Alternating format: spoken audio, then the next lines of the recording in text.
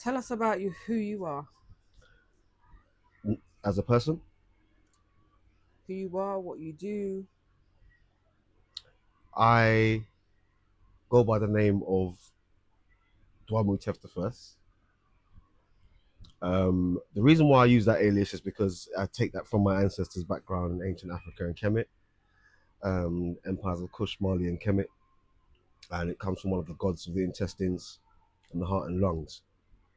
So as to indicate good health emotionally and good health physically.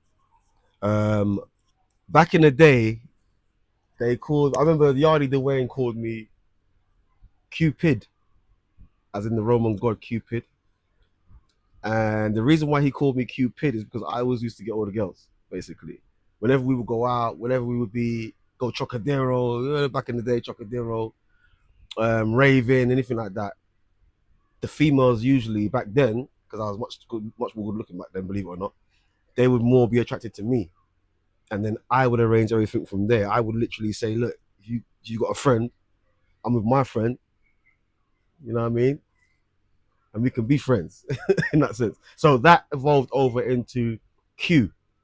And then once I started to roll with man like all Double O and them man there, Q rolled into QP. And QP lasted for 10 years or so. And then QP eventually became Johnny Quizzle. When I started to do the music, get more heavily involved in my music, Block Money and all that, and Killer Corner and all their movements there. And then, Johnny Quizzle evolved over into the might of a man I am today. Okay, so I know you got a podcast Yes, I and do. it's called Close to the Bone. hmm What made you start that podcast? What really made me start doing podcasting, apart from the fact that it became easy to do, luckily enough, I've lived in a generation where podcasting has become easier to do.